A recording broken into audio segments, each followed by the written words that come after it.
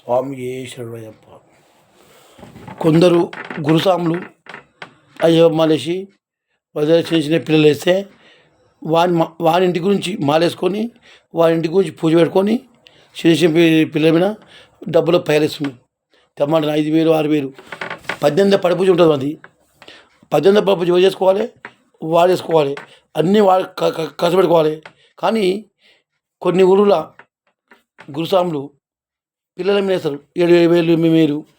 మళ్ళీ వాళ్ళ కాలు మొప్పించి అన్నదానం ఇస్తారు. మొత్తం మీద భజన నడిపిస్తారు. వాడు గుద్దగాకలు మాత్రము 5 రూపాయలు కదిలినాడు. మళ్ళీ పేరు గురుస్వాములు.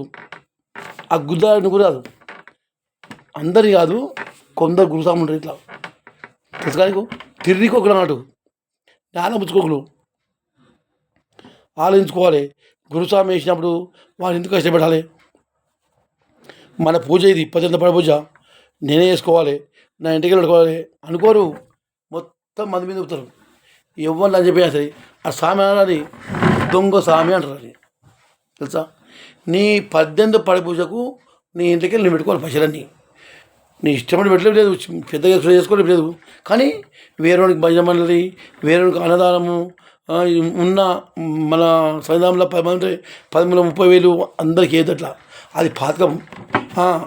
పూజ లాస్ట్కి పోతారంటేనేమో అందరు కలిపి పూజ వేసుకొని పూజ చేసుకొని పోండి, అది పద్ధతి. నువ్వు మధ్యన వచ్చి నువ్వు నా 18 పడ పూజ నెతికాయ వెళ్ళి అన్నది బుచ్చపోయిన కడితే ఏం లాభంరా? నీ బతుకురమ్మంట గురుస్వామి నువ్వు గుద్దా సంపరాదు. ఎందుకు నీ పుట్టువాడి సావరా నువ్వు? ప్రతి ఒక్క సాములు తల్లులు అంటారు ఏం చేయాలో మన ఇంట్లో మనమే అంటారు. చెప్తున్నా, ఆ ఇంట్లో మనమే మా పిల్లలతో 5,000 కప్పించుకుంటారు, 7,000 కప్పించుకుంటారు, మన 50 అంటారు. చాలామంది అంటారు ఇట్లా. కాబట్టి ఏ గురుస్వామి అయినా సరే గురుస్వామి అయినాడు సొంతం 18 పడ పూజ సొంతం పెట్టుకొని పూజ చేసుకోవాలి. ఒకరి బిని వేయద్దు, తెలుసా? అది చాలా నేరం. ఆ గురుస్వామి అన్నారు అని పేరు మొదటి స్వామి అంటారు. గురుస్వామి అయ్యి బుద్ధి చెప్పిపోయి పిల్ల మీద ఏమరా నీ గుద్ద దమ్ము ఉంటే 18 పడ పూజ నువ్వు చేసుకో, మీ ఇంటికి పై తెచ్చుకో, నువ్వు వేపించుకో. వాని కాలు మొక్తం పుచ్చిపోలేక వీని కాలు మొక్తం పుచ్చిపోలేక మళ్ళీ పెద్ద బిల్డప్. ఇంటికి ఆతులు లేకుండా సరే కానీ పెద్ద బిల్డప్. నీ బతుకుల ముడ్డ. మళ్ళీ గురుస్వామి 20 మందికి 50 మందికి సిగ్గుచరం ఉండాలా? గురుస్వామి అయినప్పుడు ఒకరికి బుద్ధి చెప్పిపోయి ఒకరికి పేలేదురా 18 పడ పూజ నువ్వు నీ సొంతం పెట్టుకొని నువ్వు వేసుకో, ధర్మంగా ఉంటుంది, బాగుంటుంది.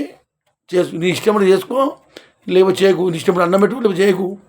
గుద్దే లేక పడుకో, ఇంట్లో వద్దలేరు. కానీ నువ్వు వేసుకొని వేసిన పౌర్ణమిన 7,000 మీరు వేస్తున్నారంట. సిగ్గుచరం ఉన్నారా? వాళ్ళందరూ నాకు చెప్తూ వచ్చి గిరగిరిక చేస్తారంటే పోమని ఇంట్లో మనం ఏమేసుకోమని. బట్ పాపాతుడు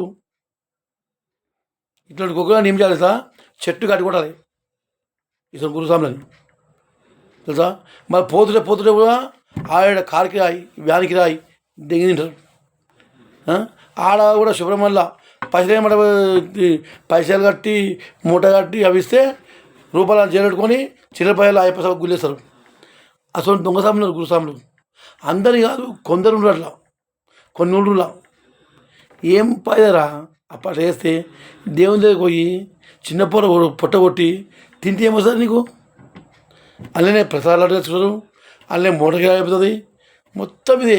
కాబట్టి గురుస్వాములు కొందరు దొంగ బాడుగా ఉంటారు. పేరుకు అయ్యమ్మల అన్నీ పాపాలే. ఎందుకురా ఈ మాల వేసుకోము, పాపం వేసుకోము.